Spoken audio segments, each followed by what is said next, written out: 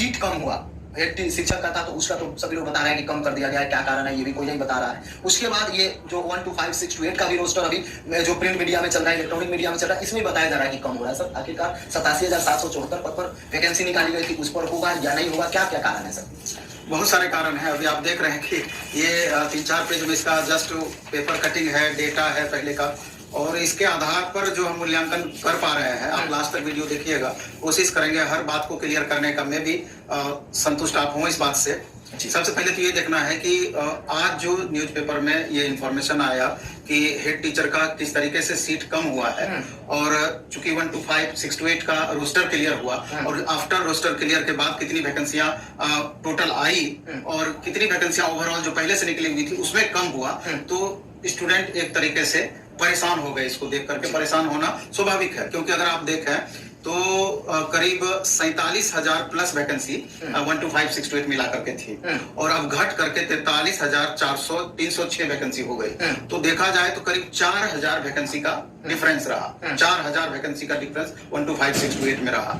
इसके क्या कारण हो सकते हैं? सोचने वाली बात यह है, हेड टीचर की जो वैकेंसी में कमी आई उसके क्या कारण हो सकते हैं, और हेड टीचर वाले वैकेंसी पर अगर आप गौर करेंगे, जहां नंबर ऑफ वैकेंसी में कमी आई है, तो बहुत बातें ये इससे TRE3 का भी क्लियर होगा। इसको देख करके क्लियर होने वाली बात इसलिए हम बोल रहे हैं कि ये डेटा मेरे पास एक है कि जो कि हेड टीचर का कैटेगरी बाय कैटेगरी कितनी वैकेंसी थी, और कैटेगरी बाय कैटेगरी कहां घटा और कहां बढ़ा। घटने बढ़ने वाली बात इसलिए आई कि पहले जो रोस्टर बना हुआ था 65% रिजर्वेशन के आधार पर बना हुआ था। अब जब सुप्रीम कोर्ट का डिसीजन आया तो 50% रिजर्वेशन पर इनको रिजल्ट देना है, 50% पर। तो स्वाभाविक है कि कैटेगरी बाय कैटेगरी कहीं बढ़ेगा कहीं घटेगा। तो उसी के स्वरूप जितनी भी अभी कमी या ज्यादा हुई है, एक तो यहाँ पर कमी देखने को मिल रही है, इसके कारण पे हम चर्चा करेंगे 1 to 5, 6 to 8 का करंट रोस्टर के अकॉर्डिंग। बाद में कैटेगरी बाय कैटेगरी में क्या उथल पुथल होगा, यहाँ पर भी गौर करना है। उदाहरण स्वरूप थोड़ा सा पहले हमको लगता है टोटल सीट पर कैसे अंतर पड़ जा रहा है, उस पर हम आएंगे टोटल सीट पर, लेकिन उससे पहले थोड़ा इस पर अगर गौर कर लेते हैं हेड टीचर वाले पे, तो आपकी स्थिति स्पष्ट हो जाएगी। हेड टीचर का पहले कैटेगरी बाय कैटेगरी हम चर्चा कर देते हैं, तब जाके हम चर्चा करेंगे कि हेड टीचर में क्यों कमी आई और इसका प्रभाव TRE3 पर क्या पड़ेगा। तो हेड टीचर का बात है, जहां तक जैसे पहले जनरल में 10,081 पोस्ट की वैकेंसी आई थी हेड टीचर में, जो कि अब जाकर के बढ़ करके 15,180 हो गई जनरल कैटेगरी में। EWS और बाकी कैटेगरी में सीटों की संख्या कम हुई। EWS में 4,018 पोस्ट पहले था, 3791 हो गया, 300 कम हो गया। EBC में 10,056 था, वो 6822 हो गया, 3700 अच्छा खासा कमी हुआ है। SC में 80,141 था, 6,069 हो गया।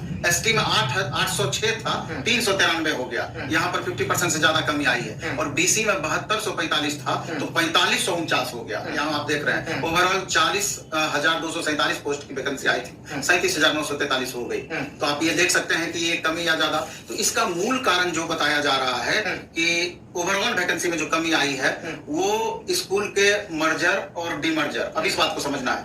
पहले क्या था कि जैसे सरकार का प्राइमरी एजुकेशन पे खासा फोकस हुआ, और ऑल ओवर इंडिया में ही, सिर्फ बिहार की बातें नहीं है। और बिहार की बात की जाए तो माननीय मुख्यमंत्री नीतीश जी का था कि प्रत्येक टोला में प्राथमिक विद्यालय होना चाहिए, प्रत्येक टोला में, और खुला भी। आजकल आप देख रहे हैं कि टोला सेवक की बहाली हो रही है, वगैरह वगैरह, सब उसी का पार्ट था। तो प्राइमरी स्कूल प्रत्येक टोला में खोला गया। उसके बाद आप देखेंगे कि आंगनबाड़ी केंद्र भी खोला गया प्रत्येक टोला में लगभग। और आंगनबाड़ी केंद्र फुल्ली सेंट्रल गवर्नमेंट के द्वारा ऑपरेट होता है, पूरा वहां पर सेंट्रल गवर्नमेंट का ही पैसा लगता है, स्टेट गवर्नमेंट का नहीं। और वहां पर सुविधाएं भी ज्यादा होती है आंगनबाड़ी केंद्र पे। सुविधा का लाभ लेने के लिए खाना ताना इधर उधर जो भी चीज आता था, तो यहाँ पर भी एडमिशन होता था। तो और लगभग हर एक पंचायत में कई टोले हैं, और हर टोला में स्कूल खुला, और कहीं पर संख्या कम या कहीं पर संख्या ज्यादा हुआ। बाद में बिहार सरकार की ई पोर्टल एक बनाई, ई पोर्टल। वहां पर हर छात्रों के लिए आधार की व्यवस्था की गई कि हर छात्रों का अपना आधार नंबर होना चाहिए, और उसको ई पोर्टल से जोड़ दिया गया। इससे क्या हुआ कि एक ही छात्र 2-3 जगह 4 जगह एडमिशन ले लेते थे, अलग अलग जगह से लाभ लेने के कारण। कहीं खिचड़ी खा रहा है, कहीं कुछ। टीचर को भी फायदा होता था, स्कूल से डायरेक्ट लिख के दे दिया जाता था कि मेरे यहाँ इतने बच्चे पढ़ रहे हैं, छदम बना करके, तो उसको मान लेती थी सरकार। लेकिन जब आधार की अनिवार्यता आ गई और जब उसका वेरिफिकेशन होने लगा तो अचानक स्टूडेंट की संख्या में भी कमी आई और कई स्टूडेंट की संख्या कमने के वजह जो चल रहा था प्राथमिक विद्यालय इतना तो खुल गए, कहीं झोपड़ी में चल रहा है, कहीं बाहर नहीं पेड़ के नीचे पढ़ाया जा रहा है, किसी फल्ले बाबू के दरवाजा पर स्कूल चल रहा है प्राथमिक विद्यालय, ये स्थिति थी। बाद में जब के पाठक सर आए तो उन्होंने स्कूल का अपना पक्का मकान होना चाहिए, प्रॉपर वे में कैसे स्कूल चले इसकी व्यवस्था पर बात होने लगी। तब जाकर के, और प्राथमिक विद्यालय का ये नियम है आज से नहीं, स्वतंत्रता के पहले से ही, कि गांव में कोई न कोई जमीन को दान करते थे और उसी दान वाली भूमि पर स्कूल खुलता था या गैर मजरूआ भूमि पर स्कूल खुलता था। स्कूल सरकार अपने पैसे से जमीन खरीद करके नहीं खोलती थी, अभी भी वही नियम है। तो जहां पर दानकर्ता नहीं मिले, कुछ दिन इस तरह से प्रयोग के तौर पर किया गया, तो धीरे धीरे स्कूल को आपस में मर्ज किया जाने लगा, क्योंकि खाने में प्रॉब्लम था, क्वालिटी एजुकेशन में प्रॉब्लम था, बहुत प्रॉब्लम क्रिएट होने लगा।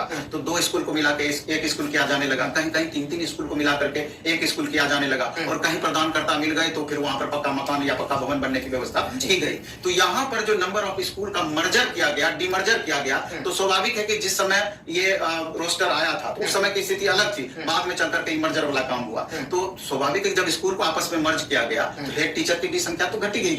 जो आप अनुमानित दिए हैं कि इतने हेड टीचर की जरूरत है, तो स्वाभाविक रूप से अब कम हेड टीचर की जरूरत है, तो वही व्यवस्था हुई। यही कारण रहा कि हेड टीचर की तो टीचर पर भी फर्क पड़ेगा, क्योंकि टीचर में भी जस्ट यही बातें वहां पर लागू हुई कि एक जगह बच्चे कलेक्ट हुए, टीचर की संख्या अधिक हो गई, और हालांकि टीचर की बहाली जब भी होती है तो नंबर ऑफ स्टूडेंट के आधार पर बहाली होती है, तो वहां फर्क नहीं पड़ा।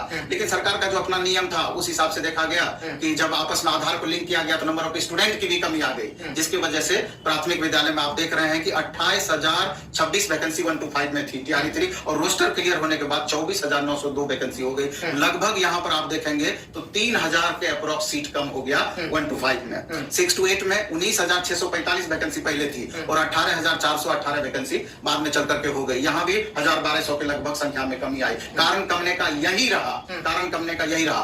अब स्वाभाविक है आपका कि 1 to 5, 6 to 8 का आपका ये रोस्टर आया, लेकिन जिस हिसाब से हेड टीचर का आधिकारिक तौर पर बजाबते कैटेगरी बाय कैटेगरी निकाला गया, इस कैटेगरी में कितनी वैकेंसियां कमी और ओवरऑल कमी आई, तो हो सकता है कि 2-4 दिन 5 दिन में इसका डिटेल आपको आ जाए कि किस कैटेगरी में कितनी वैकेंसियां कम हुई और ओवरऑल इतनी वैकेंसियां कम हो जाएगी, ये कंफर्म है। ये तो 3,000 लगभग 3,000-4,000 वैकेंसी तो अब आपको दिख रही है, 4,000 प्लस वैकेंसी इतनी कम हो गई है प्राथमिक विद्यालय में। तो अब ये आप अनुमान लगा सकते हैं कि क्या टीजीटी और पीजीटी में भी इस तरह का कमी देखने को मिलेगा क्या?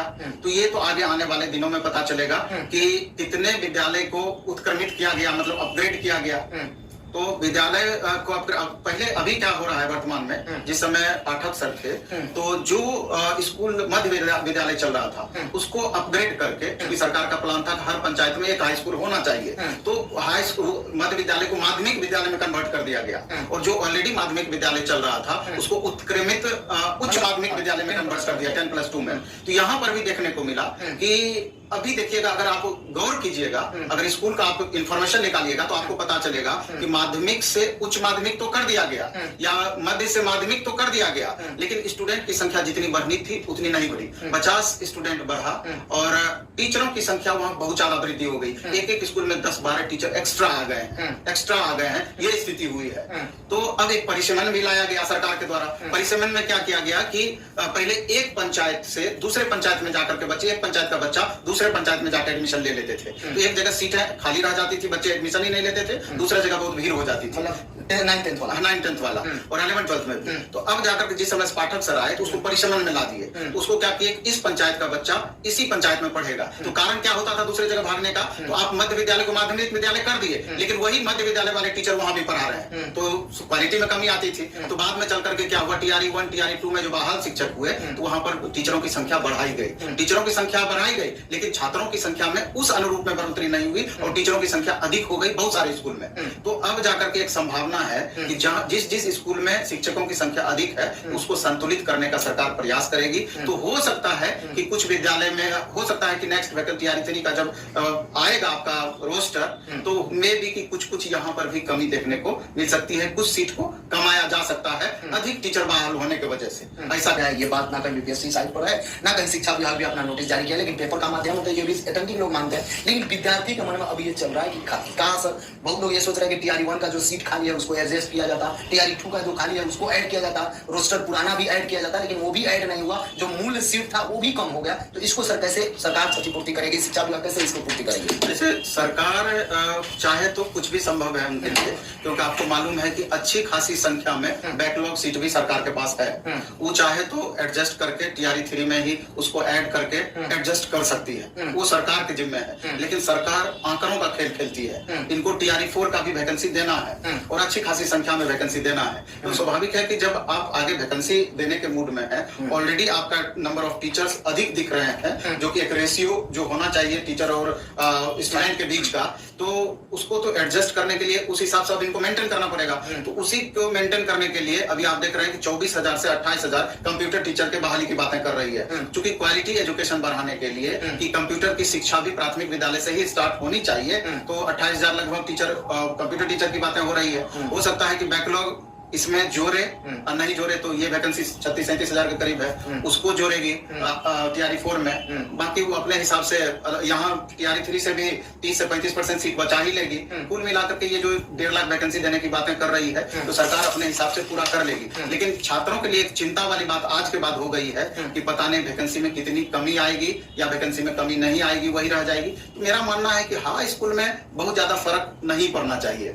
TGT PGT में जितनी शिक्षकों की बहाली होनी है, प्राथमिक विद्यालय में तो कारण है मर्जर डिमर्जर, लेकिन वहां पर मर्जर वाली स्थिति तो है नहीं। लेकिन शिक्षक वहां पे अभी भी कोई विद्यालय में जाते हैं तो 5, 10, 20, 25 कई जगह। हाँ, कुछ विद्यालयों में शिक्षकों की संख्या अधिक जरूर है, तो मे भी कि कुछ विद्यालयों में कम भी हो सकती है। तो अगर उसको ट्रांसफर पोस्टिंग करके अगर मैनेज करने का प्रयास करेगी तो इस वैकेंसी पर फर्क नहीं पड़ेगी, नहीं तो मे भी 1,500 का फर्क पड़ भी सकता है। सर अभी जिस तरीके से 3,000 4,000 जो कम दिख रहा है, अगर वो फुलफिल करने का प्रयास करेगी कि नहीं, स्टूडेंट बहुत उत्साहित है। नहीं, इतना ज्यादा फर्क नहीं पड़ेगा। जब प्राथमिक विद्यालय में ही सबसे ज्यादा वैकेंसी है 1 to 5, 6 to 8 में, तो यहाँ 4,000 का फर्क भी कम फर्क नहीं होता है।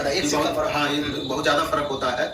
तो उस हिसाब से TGT PGT में इतनी बड़ी 1,500 का अगर अंतर पड़े तो बड़ा अंतर माना जाएगा, और 1,500 भी बहुत बड़ा अंतर हुआ। तो ऐसी परिस्थिति में हमको लगता है कि तमाम छात्र जो इस बार TRE 3 दिए हैं, वो वेरिफिकेशन प्रोसेस में बदलाव के लिए सरकार पर दबाव बनाए, 1 कैंडिडेट 1 रिजल्ट के लिए दबाव बनाए। इसके लिए जो अभी छात्रों के हित में है कि CMO को मेल करने वाली बात का जो अभी प्रोसेस चल रहा है, तो हम तो कहते हैं कि अधिक से अधिक संख्या में छात्र CMO को मेल करें इस प्रोसेस को लेकर के, तब जाकर के दबाव बनेगी। तो हो सकता है शिक्षा विभाग और BPSC पर सरकार दबाव बनाए कि नहीं, इस प्रोसेस में थोड़ा बदलाव किया जाए, नहीं तो डायरेक्ट छात्र के हाथ में तो कुछ भी नहीं। अब कम से कम छात्र को 87,774 पद के लिए भी मेल करना पड़ेगा, क्योंकि उतना सीट दिया गया, कहीं से पूरा करे सरकार। निश्चय ही इसके लिए प्रयास होना चाहिए, क्योंकि यहाँ पर अगर वैकेंसी में कमी आती है तो छात्र बहुत हतोत्साहित होंगे, ये निश्चित है। ये अभी जो जिस तरीका से पेपर में दिया जा रहा है ये बहुत कष्टदायक है। आगे जिस तरीका से आप सुन रहे हैं कि CMO को मेल कीजिए, सब कुछ बताया गया, तो उसी तरीका से आप काम करें, और सरकार और आयोग से यही गुहार है कि कम से कम 1 कैंडिडेट 1 रिजल्ट मान लिया जाए, और जिस तरीका से सुप्रीम कोर्ट का जो गाइडलाइन है डॉक्यूमेंट वेरिफिकेशन पहले कराने का, उसको अच्छा तरीका से पालन किया जाए, सही तरीका से कराया जाए, या 1.5 गुना रिजल्ट दिया जाए, ताकि किसी भी प्रकार से विद्यार्थी के साथ अन्याय न हो सके।